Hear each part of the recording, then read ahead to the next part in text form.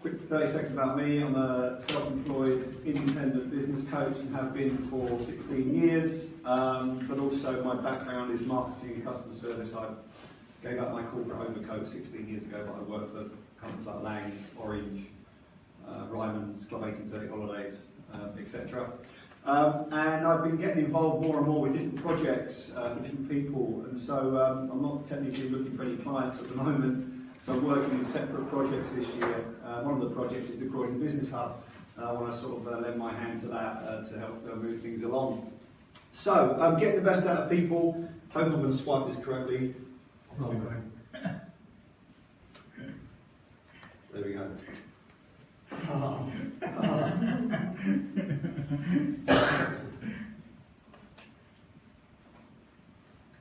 just leave them.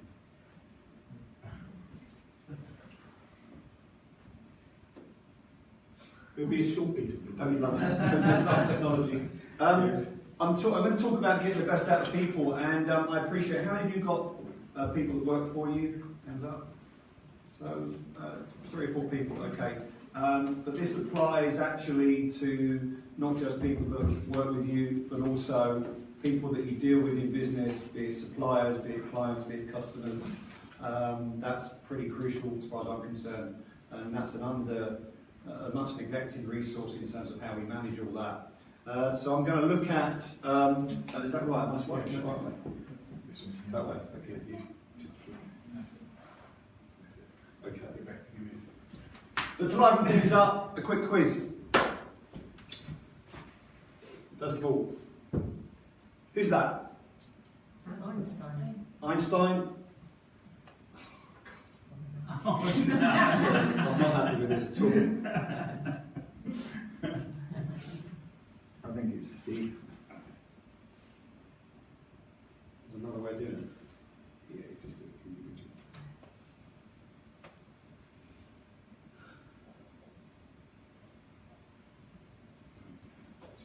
Oh, good. Okay. Right. Oh, that's all right. It's fine. That's all right.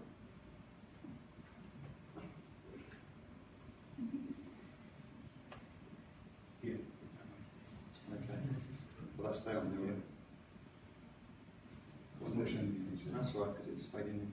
Oh, right, sorry. Okay.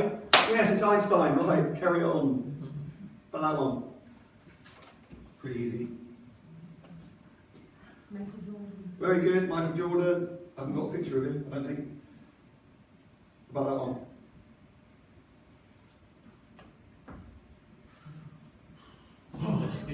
Steve Jobs, brilliant, marvellous.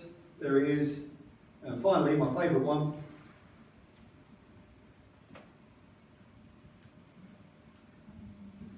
Here's Morgan. Okay.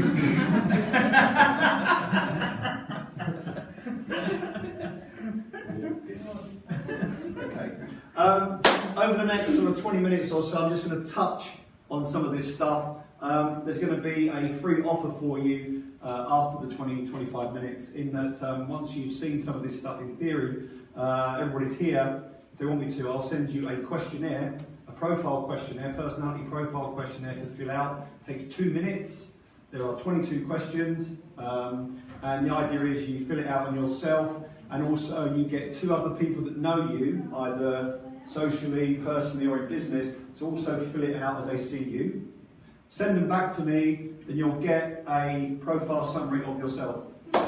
And I've been doing this type of stuff for 10 years, and nobody has ever come back to me and said, no, that's not me. It's just not me. I've got some news for you, basically. Who you think you are is not necessarily who you are, okay? Because, have you ever seen yourself on video? Yeah. Thinking, I don't look like that, do I? Have you ever heard yourself on the voicemail? Thinking, do I really sound like that? Well, yeah, actually you do.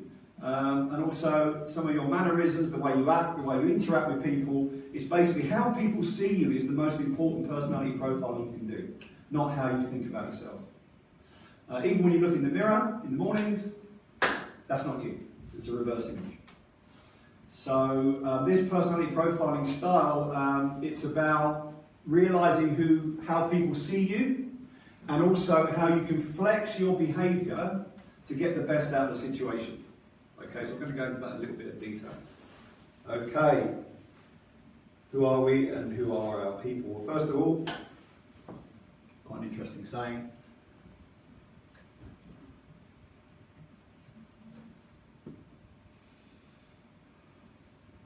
This stuff I'm going to go through now and touch on is easy to learn. It's really, really easy to learn, but it's very, very difficult to put into practice.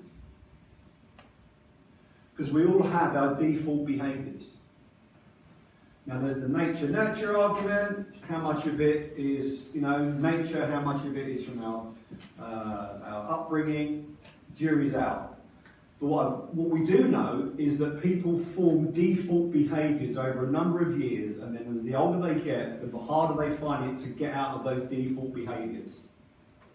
So you're kind of in this circle of your favourite behaviour when things are going well or when things aren't going so well, and that is you. That's how you behave for the majority of the time.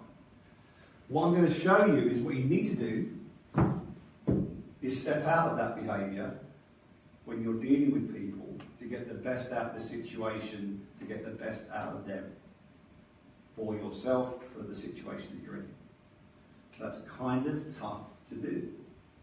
I'm going to give you some of the tools that you can use and practice, and once I've gone through some of the personality styles, you'll start recognising yourselves and also recognise other people that you deal with.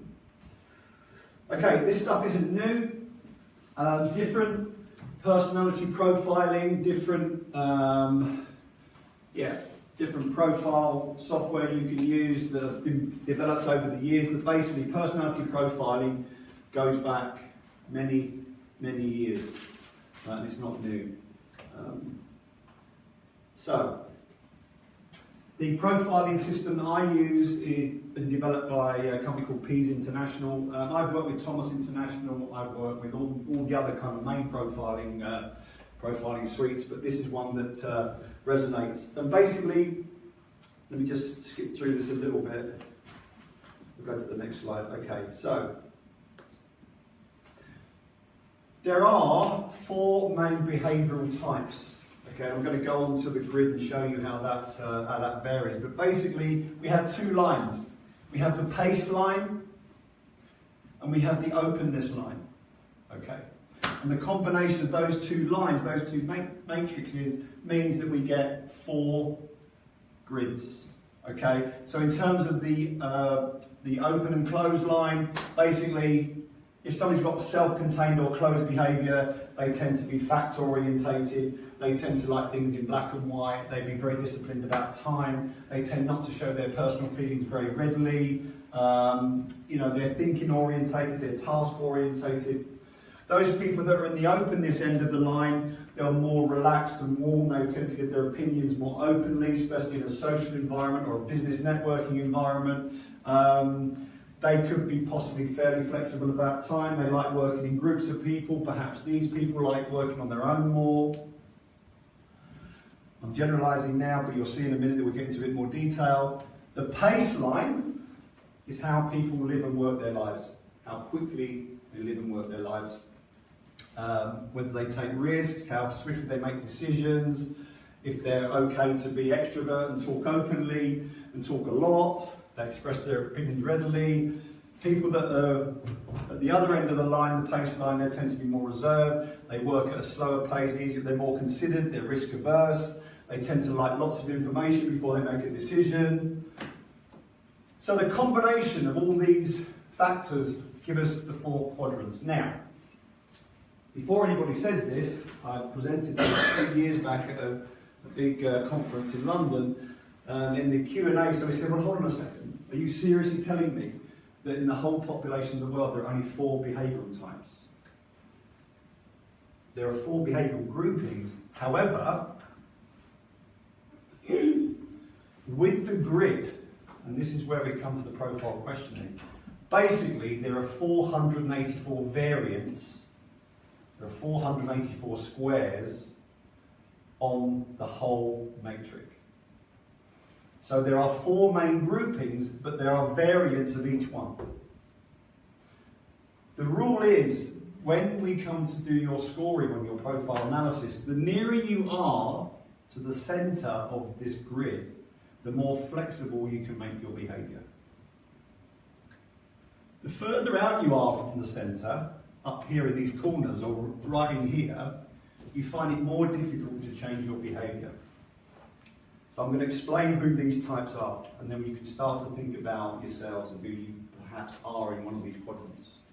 So we've got the thinker analyzer, the director controller, the relator, and the expressive. So they're the 4 quadrants, and there's the 0. So who are these people? Let's introduce you to the expressive. Oops. Okay.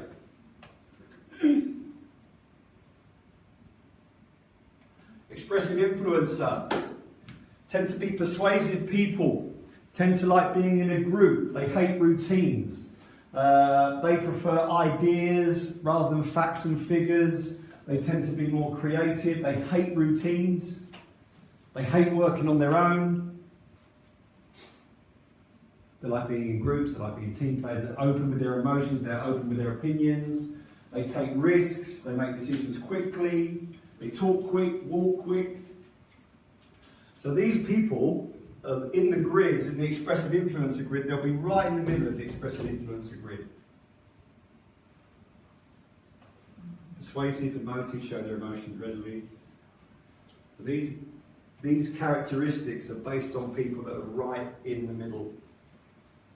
Right in there. So, what sort of professions, what sort of work, what sort of job do you think these types of people gravitate towards? Artists? Design? Sales? Marketing? Acting? Entertaining? Fashion? Do you get my drift? Okay. Key phrase. Notice. Even how they dress. Dress slightly more flamboyantly than perhaps one of the other quadrants. Okay, let's have a look at someone else.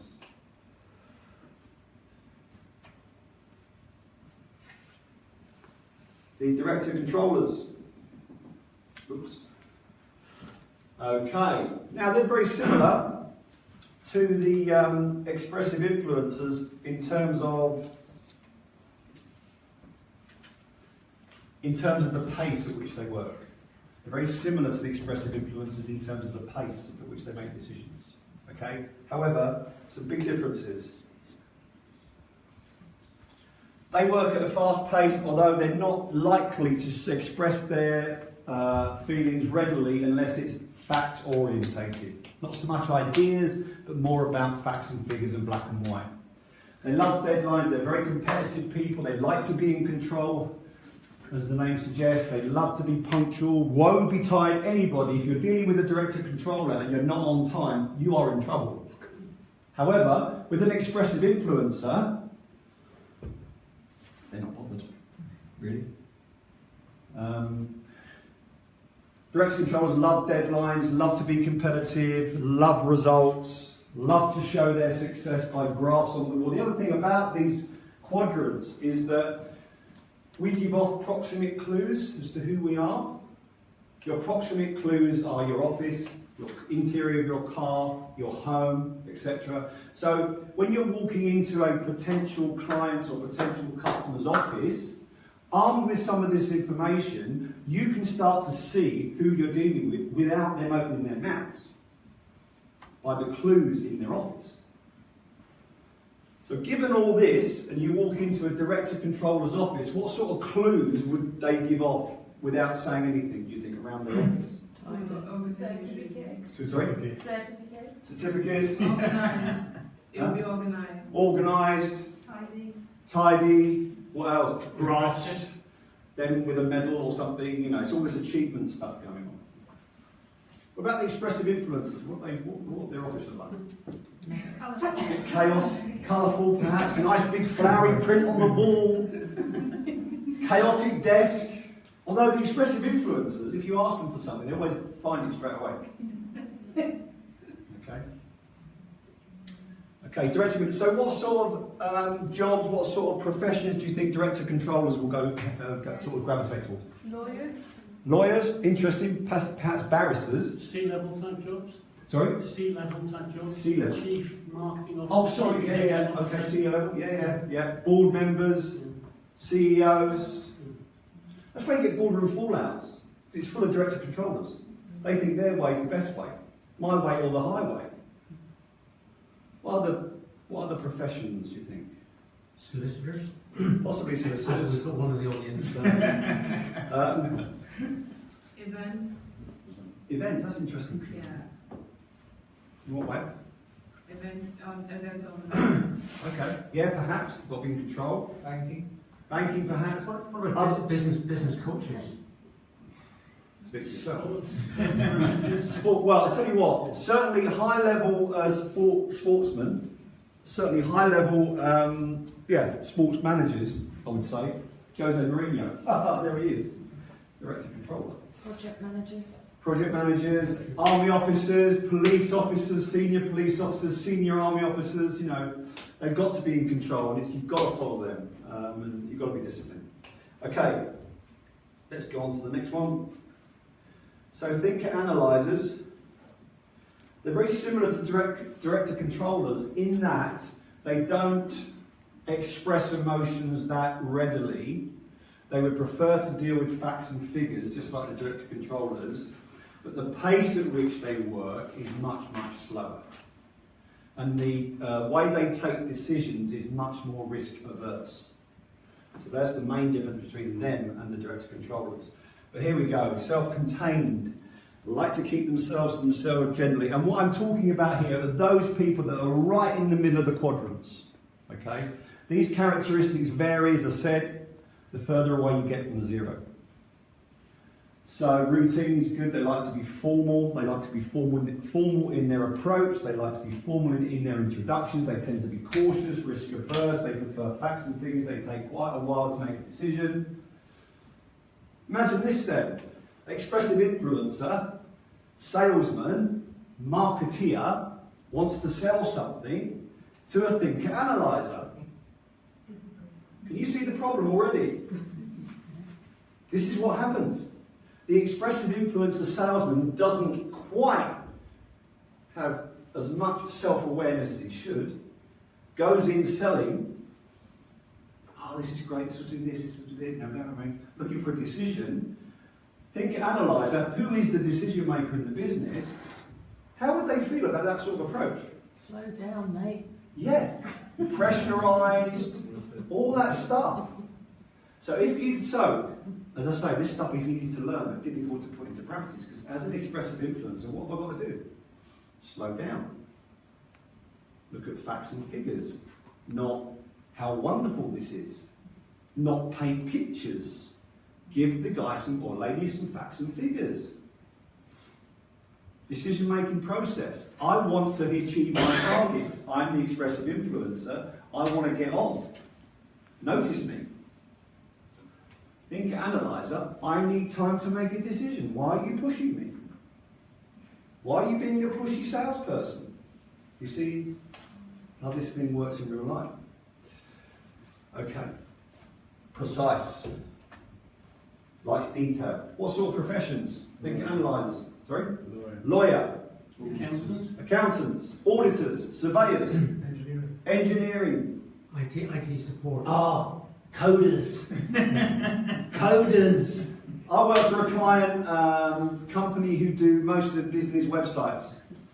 When Disney launched stuff, new films, products, Marvel, all that stuff. I've worked for a company, I'm their coach for the two directors, and they've got two offices. They've got one office, which is the account managers, who deal with California, all the people from Disney, right? So they manage the clients. The other office is the coders, right? You cannot imagine two different offices in your life, they're next to each other. In the coders office, you kind of walk in like that. But then in the other office with the key account managers, you're like, it's all, well, how are you doing? And, you know, completely different. Completely different. Think, analyzers, expressive influence. Okay. Finally, the relator supporter. Very similar to the expressive influencers in that they're very open, they like communication, they like talking to people, they like being in teams. Similar to think analyzers in that they work at a slower pace and they like security. They like a secure environment. No conflict, they like to be informal, they try to talk around the solution. They're very supportive people. They're generally interested in you as a person. So who could, or what professions these people gravitate towards? Social work. Social work, customer care, the caring professions, teachers, nurses, doctors. This is the problem we get when the government, any government, introduces league tables, performance tables. These people don't do performance tables. It's all about the pupil. It's all about the patient. It ain't about who's the best. So there you go, that conflict. Okay. That's 15 minutes to try and introduce these 4 behavioural types. We've just got a few more things to look at for you. So, what sort of behavioural style do you think you have? What sort of behavioural grid, or which behavioural grid are you going to be put in?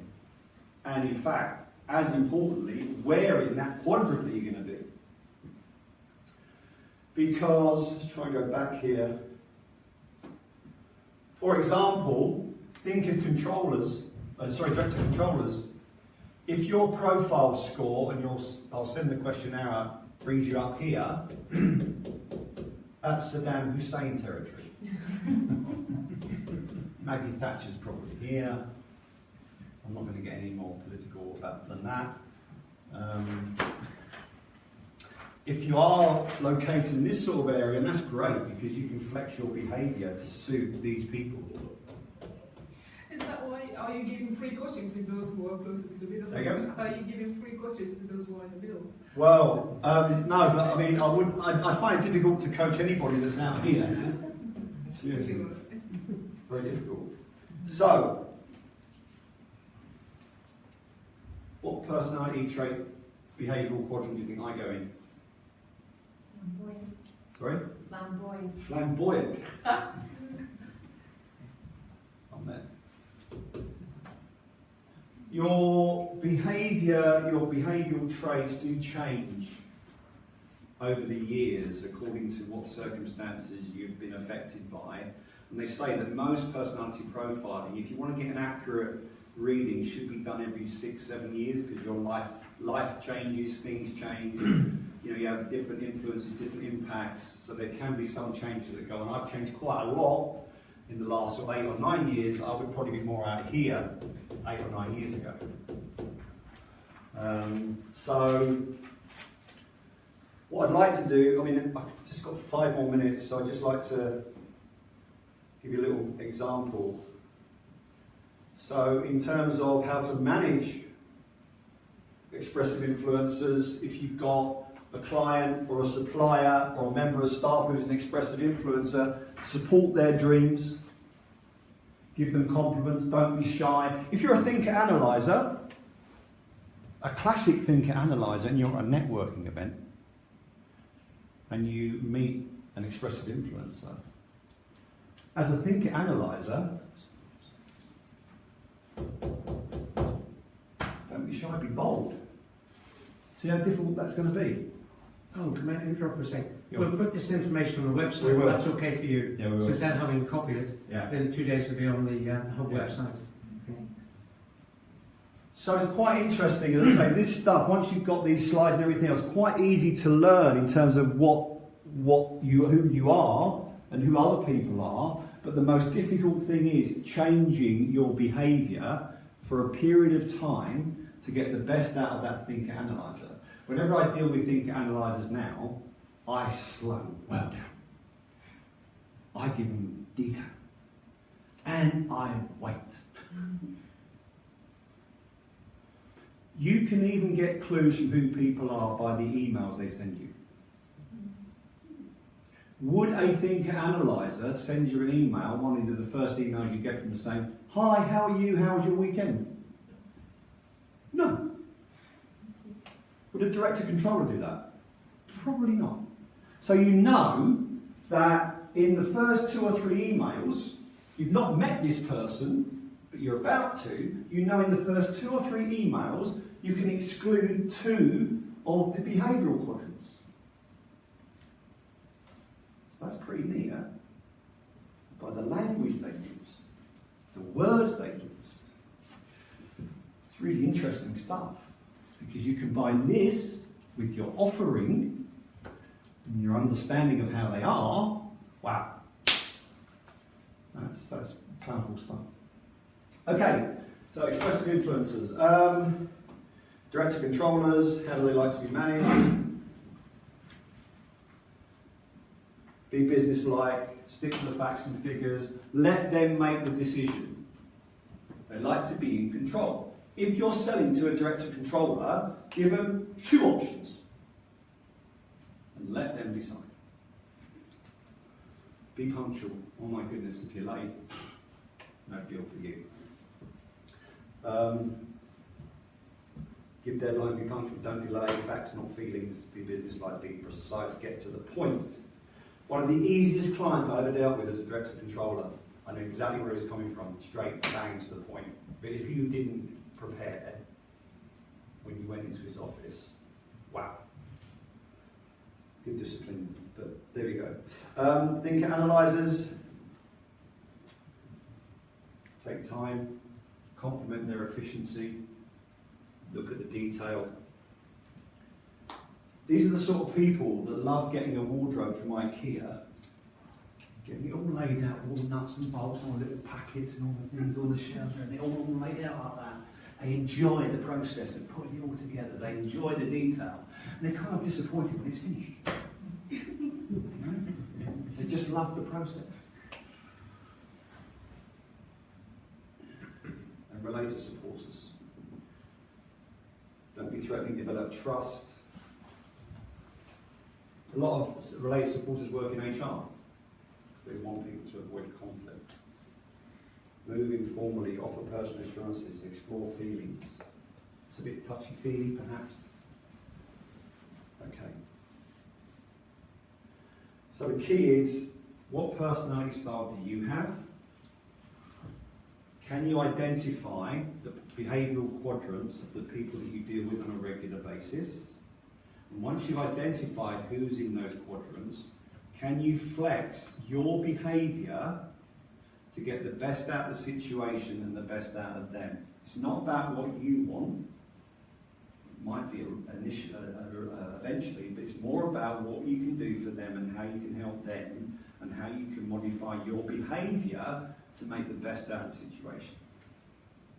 And that you'll find extremely difficult to do. Part of the thing that I'll send out to you, I'll send you the questionnaires, send it back to me, I'll score it, you'll then get a 1-page profile summary about you. You'll be going, oh my God, he's never met me. And then also as part of that, once I send that back to you, I'll also send you the dashboard, which is basically the way you have to modify your behaviour depending on who you are against who you're meeting. All right. Thank you very much.